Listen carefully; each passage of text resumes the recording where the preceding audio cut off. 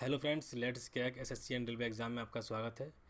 और दोस्तों, इस वीडियो का टॉपिक है भारत के राज्य और केंद्र शासित प्रदेश। बहुत ही इंपॉर्टेंट टॉपिक है। टॉपिक को स्टार्ट करने से पहले अगर आप अभी तक टेलीग्राम चैनल से नहीं जुड़े हैं तो हमारे टेलीग्राम चैनल से भी जुड़ जाइए। टेलीग्राम चैनल से जुड़ने के लिए दोस्तों आप टेलीग्राम में जाकर सर्च कीजिए एसएससी एनग्रेव। ठीक है, इससे जुड़ जाइए और यहाँ पर आपको जितनी भी इंपॉर्टेंट पीडीएफ होती हैं वो हम आपको यहाँ पर अवेलेबल कराते रहते हैं। और दोस्तों, अनअकैडमी पर आपको काफ़ी सारे बेनिफिट मिल जाते हैं। यहाँ पर देखिए, आपको डेली लाइव टेस्ट मिल जाता है, लाइव टेस्ट, लाइव क्लास यहाँ पर आपको ये मिल जाते हैं। और जिस भी कोर्स की आप तैयारी कर रहे हैं, जिस भी एग्ज़ाम की आप तैयारी कर रहे हैं, पूरा कोर्स आपको कराया जाता है। एक कोर्स से आपको सिलेबस कंप्लीट कराया जाता है। अनलिमिटेड एक्सेस यहाँ पर आपको मिल जाता है। देखिए, सबसे अच्छा जो बेनिफिट है यहाँ पर इसका, अगर आप एसएससी के लिए ज्वाइन करते हैं तो एसएससी के लिए जितने भी टीचर्स होंगे यहाँ पर आप किसी से भी पढ़ सकते हो। ऐसा नहीं है कि आपने एक टीचर के लिए ज्वाइन करा है तो आप केवल उससे पढ़ सकते हो, किसी भी टीचर से पढ़ सकते हो। ठीक है, इसके बाद देखिए, अगर आपने अभी तक अनअकैडमी लर्निंग एप्लीकेशन अपने फ़ोन में डाउनलोड नहीं की है तो प्ले स्टोर में जाकर इसे भी डाउनलोड कर लीजिए। इसके बाद आप इंस्टॉल करने के बाद जिस भी एग्ज़ाम की तैयारी कर रहे हैं उसे सेलेक्ट कीजिए। एसएससी को अगर आपने टारगेट बनाया है तो एसएससी को सेलेक्ट करने के बाद तो यहाँ पर देखिए आपको ये कोर्स मिल जाते हैं। अगर आप 12 मंथ के लिए ज्वाइन करना चाहते हैं तो 12 मंथ की फ़ीस पड़ती है आपको 6,000 रुपये की। ठीक है, और इसमें दोस्तों अगर आप ये कोड यूज़ करते हो SHAM, ये मेरा कोड है, अगर आप ये यूज़ करते हो तो यहाँ पर आपको 10% का डिस्काउंट मिल जाता है। डिस्काउंट के बाद ये फ़ीस पड़ती है आपको 5,400 रुपये की ओनली। तो काफ़ी सस्ते में आपको 1 साल तक पढ़ने का मौका मिल रहा है, वो भी इंडिया के टॉप एजुकेटर से। तो बहुत बेनिफिट है आपको इसका।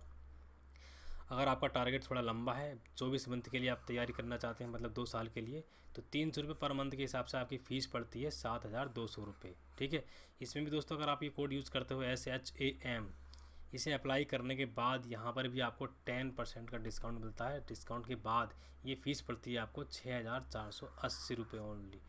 ठीक है, तो इस तरीके से आप इन कोर्स को ज्वाइन कर सकते हो और इंडिया के टॉप एजुकेटर से पढ़ सकते हो। तो चलिए टॉपिक को स्टार्ट करते हैं। भारत के राज्य और केंद्र शासित प्रदेश। सबसे पहले मैं बात करता हूँ भारत में कितने राज्य हैं और कितने केंद्र शासित प्रदेश हैं। तो देखिए, भारत में इस समय वर्तमान में 28 राज्य हैं और 8 केंद्र शासित प्रदेश हैं। 28 से पहले 29 राज्य थे, आपको पता होगा। 29 राज्य में कौन सा शामिल था? जम्मू और कश्मीर। देखिए, जम्मू कश्मीर को 31 अक्टूबर 2019 को आपको पता होगा अलग करके 2 टुकड़ों में बांटकर 2 केंद्र शासित प्रदेशों में बदल दिया गया, जम्मू कश्मीर और लद्दाख। ये देखिए 2 राज्य हैं, जम्मू कश्मीर और लद्दाख। जम्मू कश्मीर की राजधानी है श्रीनगर। श्रीनगर इसकी समर की राजधानी है और विंटर की राजधानी है जम्मू। ठीक है, तो ये भी आप याद रखिए। और यह है लद्दाख, लद्दाख की राजधानी है लेह। देखिए, आपको एरिया के हिसाब से ये बड़ा लग रहा होगा लद्दाख, और जम्मू कश्मीर छोटा लग रहा होगा।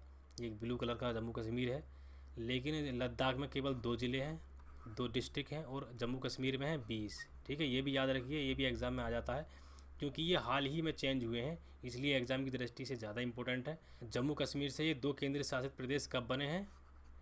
31 अक्टूबर 2019। ठीक है, ये डेट आप याद रखिए। और देखिए, इसके बाद एक चेंज और हुआ था। यहाँ पर आपको पता होगा पहले 7 केंद्र शासित प्रदेश थे, जम्मू कश्मीर और लद्दाख और बन गए तो कितने हो गए? 9।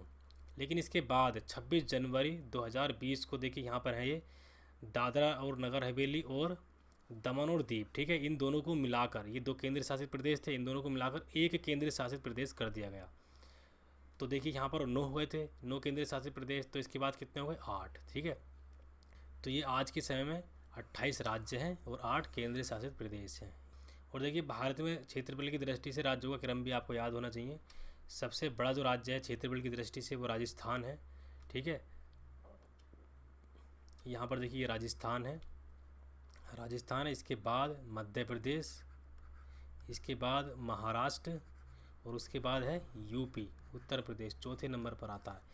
तो आप देखिए, जिस भी राज्य में रह रहे हैं उसका क्रम आपको याद होना चाहिए। अगर आप मध्य प्रदेश में रह रहे हैं तो मध्य प्रदेश दूसरे नंबर पर आता है, ये आपको पता होना चाहिए। तो ये क्रम याद करने का तरीका देखिए, ये है, ये तीनों राज्य हैं। इस तरीके से एरो बना लीजिए, ये एरो बना लीजिए। तो ये 3 राज्य तो यही हो गए, राजस्थान, मध्य प्रदेश और महाराष्ट्र।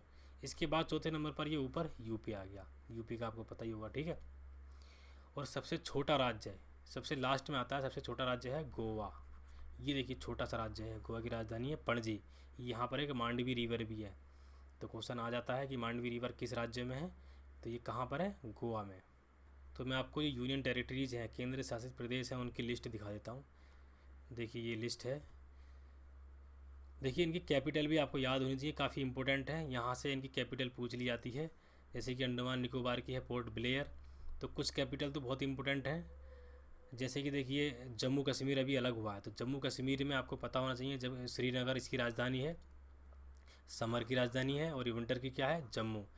और देखिए लक्षद्वीप की कवारती है, कुछ की तो आपको पता ही होगा, और इसकी पूछी जा सकती है क्योंकि ये भी अभी अलग हुआ है, सॉरी ये जुड़े हैं, दोनों मिले हैं। दादरा एंड नगर हवेली और दमन और दीव, इनकी राजधानी क्या है, दमन। ठीक है, तो कुछ राजधानी ऐसी हैं यूनियन टेरिटरीज की जो बहुत इंपॉर्टेंट है, और यहाँ से क्वेश्चन पूछ ही लिया जाता है, काफ़ी इंपॉर्टेंट है। इसके बाद देखिए कर्क रेखा जिन राज्यों से होकर गुजरती है, वो ये राज्य मैंने हाईलाइट कर दिए हैं, मेंशन कर दिए हैं कलर से। तो इन्हें भी याद करने की एक ट्रिक है, ट्रिक कुछ नहीं है, बस इनके जो पहले पहले अक्षर हैं वो मैंने उठा लिए हैं। तो सबसे पहले पहले अक्षर इनके लिख लीजिए। देखिए आप गुरा मछ झापत्री में, ये है, बहुत आसान सी ट्रिक है। इस ट्रिक से आपको ये फ़ायदा है कि क्रम भी याद हो जाएगा इसके साथ साथ आपको। ठीक है, जैसे कि पहले स्थान पर कौन सा, गुजरात है, तो यहाँ पर गैसे गुजरात है देखिए। इसके बाद ये राजस्थान है, और ये है मध्य प्रदेश, और ये है छत्तीसगढ़, और इसके बाद ये है दोस्तों ब्लू कलर का झारखंड है, ये पश्चिम बंगाल है पूरा यहाँ तक ये, और ये है त्रिपुरा। ये देखिए त्रिपुरा है जो तीनों ओर से बांग्लादेश से घिरा हुआ है, ग्रीन कलर का। इसके बाद लास्ट में है ये मिजोरम। तो ये कितने राज्य हैं, 8 राज्य हैं। देखिए 1 2 3 4 5 6 7 8, ये 8 राज्य हैं जिनसे होकर कर्क रेखा गुजरती है। इसके बाद देखिए भारत की जो मानक समय रेखा है, मानक समय रेखा कितने राज्यों से होकर गुजरती है ये भी देखते हैं। तो देखिए ये भारत की मानक समय रेखा है। तो यहाँ पर देखिए ये 5 राज्य हैं।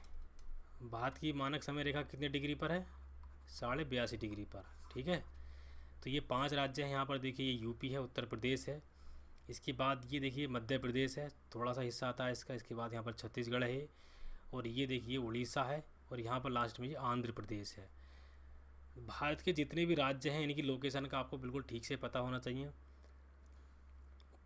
और देखिए जो क्वेश्चन आता है राजधानियों का, जो क्वेश्चन आता है वो या तो यूनियन टेरिटरीज़ में से आता है या फिर इनमें से आता है। ये भारत के पूर्वी राज्य हैं, बहुत ही इंपॉर्टेंट है, इनकी लोकेशन का भी आपको पता होना चाहिए और इनकी कैपिटल की पता होना चाहिए। ठीक है, मानक समय रेखा और कर्क रेखा कहाँ पर काटती है, किस राज्य में काटती है एक दूसरे को, ये देखिए दोस्तों यहाँ पर ये है छत्तीसगढ़।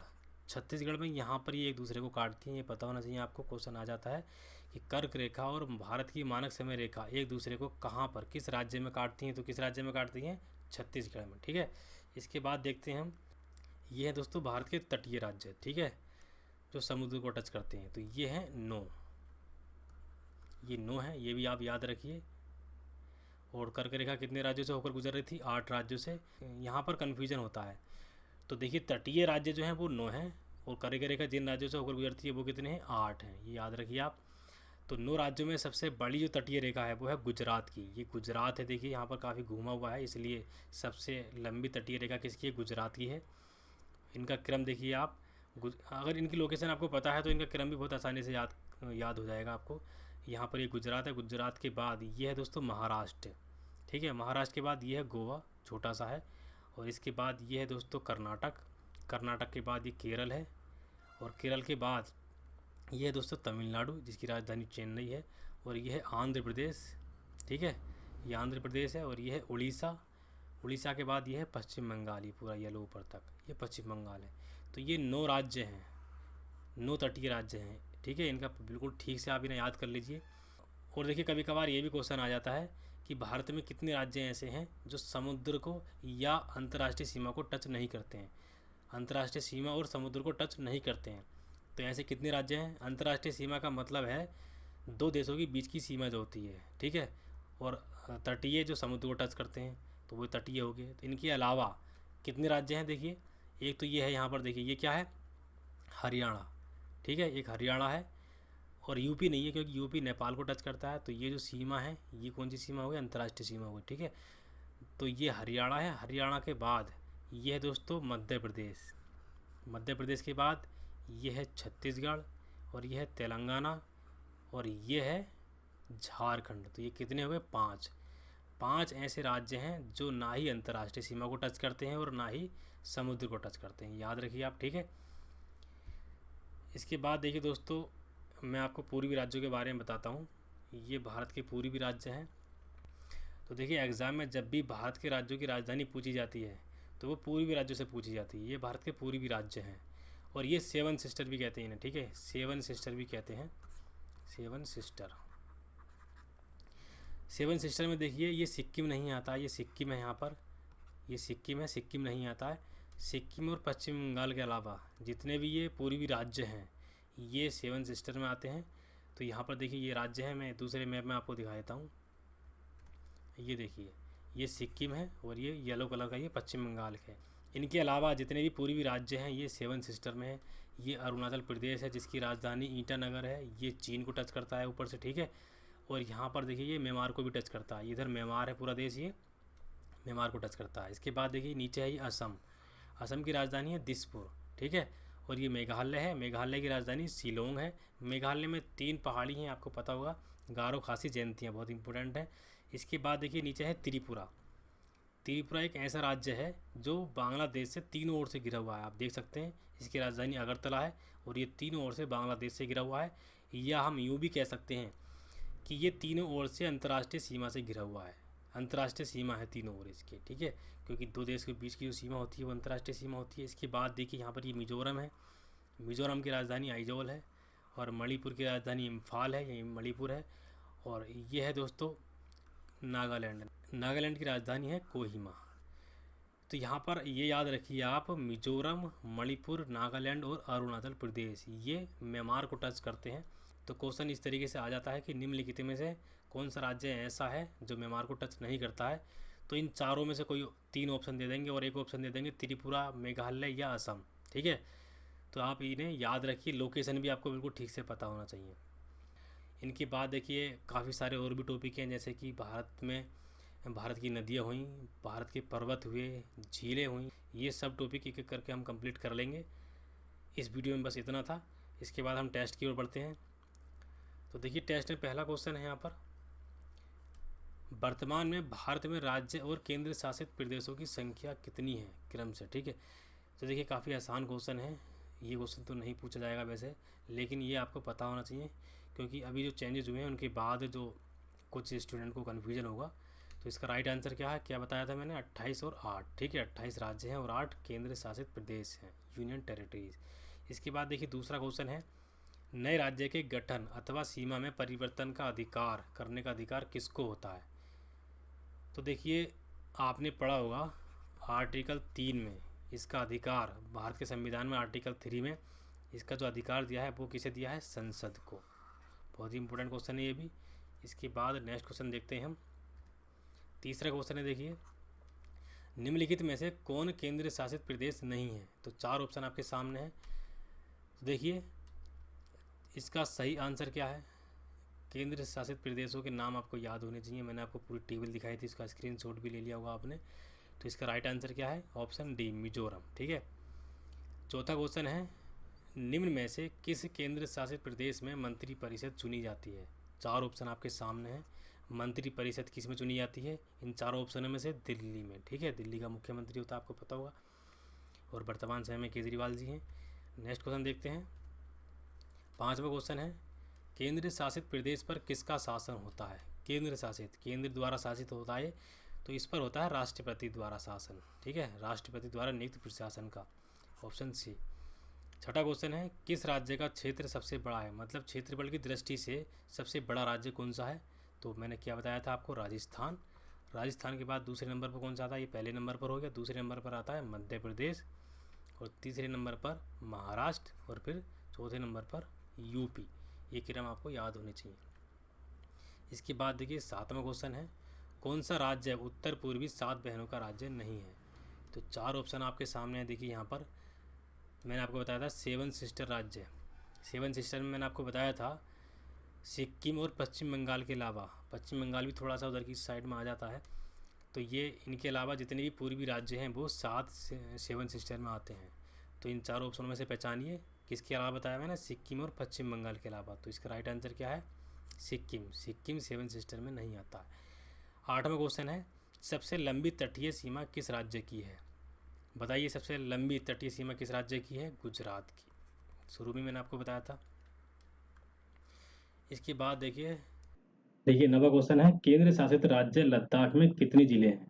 तो लद्दाख में मैंने आपको कितने बताया था? लद्दाख में 2 जिले हैं, और जम्मू कश्मीर में कितने हैं? 20। ये दोनों का आपको पता होना चाहिए। दोनों जम्मू कश्मीर से अलग होकर एक 2 केंद्र शासित प्रदेश बने, तो इन दोनों का पता होना चाहिए। ठीक है, तो इसका राइट आंसर क्या है? Option B, 2। और इसके बाद देखिए लास्ट क्वेश्चन है 10वां, ये आपके लिए। आपको इसका जवाब देना है कमेंट करके। त्रिपुरा राज्य की राजधानी क्या है? तो मैंने आपको बताया था, जितने भी 7 सिस्टर वाले राज्य हैं या जितने पूर्वी राज्य हैं, उनकी राजधानियों का आपको पता होना चाहिए, और इसके साथ साथ जितने भी यूनियन टेरिटरीज हैं उनकी कैपिटल भी आपको पता होना चाहिए।